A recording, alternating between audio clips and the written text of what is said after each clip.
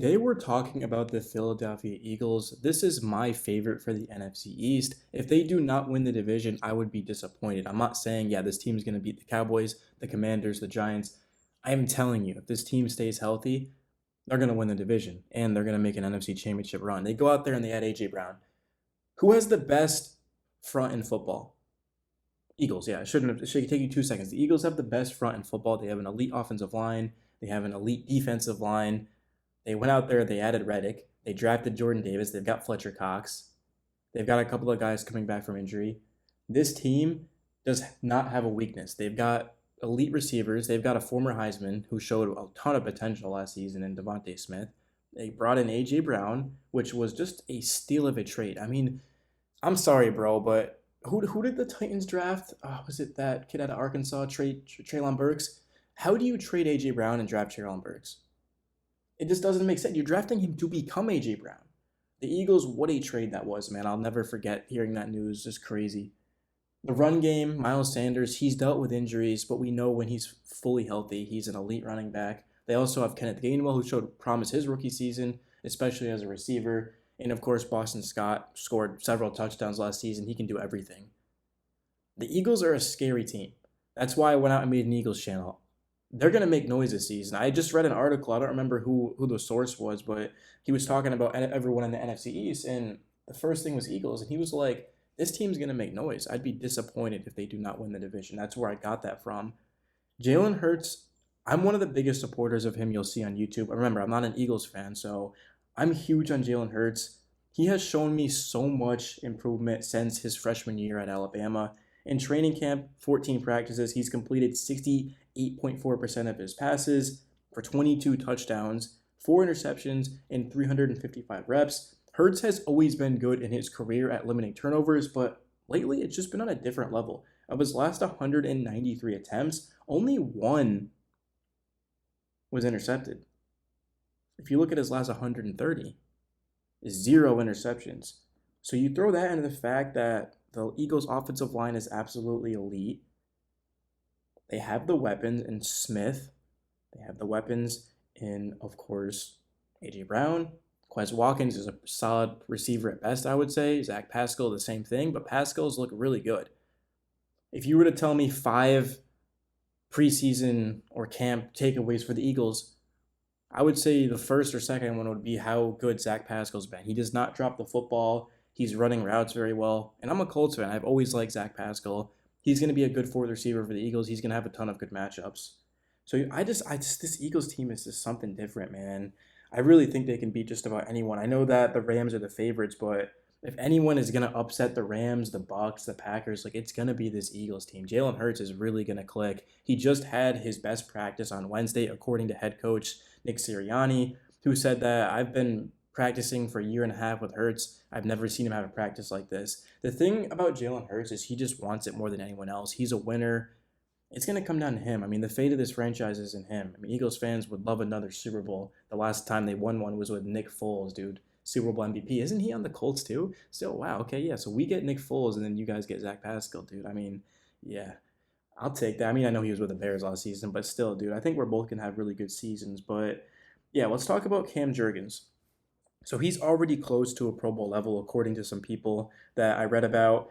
They're saying that, okay, well, Jason Kelsey, he's the brother of Travis, and they have another. Who's the other? Someone let me know. Don't they have another brother? But yeah, Jason Kelsey, he's rehabbing right now due to an elbow injury, and Jurgens, he stepped in and he's played elite. So it just goes to show the Eagles, their offensive line is scary.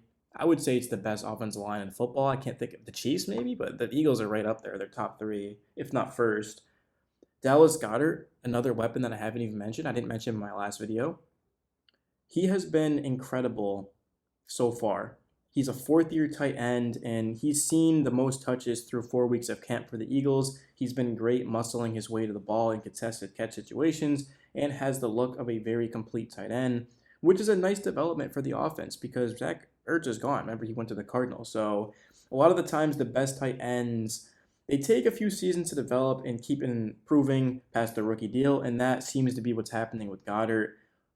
Another thing that I haven't even mentioned is Nakobe Dean. The Eagles got him in the 3rd round. If he stays healthy, he's just another piece to what is already basically an elite defense. The Eagles last season were definitely far from elite defensively. They did not get a lot of interceptions. They certainly did not get a lot of sacks. But when you add in Hassan Reddick, you add in that corner from the Giants. Oh, what's his name? Bradbury, James Bradbury, Jordan Davis. The Eagles' defense just went from a couple of holes to pretty scary. I mean, Darius Slay is one of the best corners in football. He was fourth in coverage rankings according to Pro Football Focus in 2021. Avante Maddox was 14th, and Bradbury last season was 41st. And Bradbury, of course, I mean, he was a Pro Bowler, or I guess Pro Bowl doesn't really matter, but this, Bradbury, we've seen him have some really good seasons, and last season was another one. I mean, 41st, you'll take that all day long. The Eagles, what they needed to improve on the most was going out there and getting to the quarterback. They were next to last in sacks, but they go out there and they bring in Hassan Reddick, who is consistently, the last 2 seasons, I mean, 23 and a half sacks. That's the fifth most in the NFL over that span. So, yeah, it was a huge upgrade for the Eagles. And you also have to talk about, this is a move that doesn't get talked about enough. Kaiser White. He had the best year of his career in the NFL, 144 tackles with the Chargers. The Eagles signed him for $3 million or $5 million with incentives. The Eagles have had as good of offseason as everyone. If I were to ask you who's had the best offseason in football, you probably would say the Raiders, the Chargers. The Eagles definitely have to be in that equation. This is a team last season that was projected to win like 6 games, and they won 9. And then they go out there, they have an amazing offseason. A.J. Brown, guys, the last 3 seasons, 24 touchdowns and 2,995 yards. Devontae Smith, former Heisman winner. He showed a ton of promise last season for the Eagles. Miles Sanders, 754 yards, 5.5 yard average, 0 touchdowns. Of course, he has missed a total of 9 games the past 2 seasons. So once we get him full time, if he can stay healthy, he's obviously in a top tier back.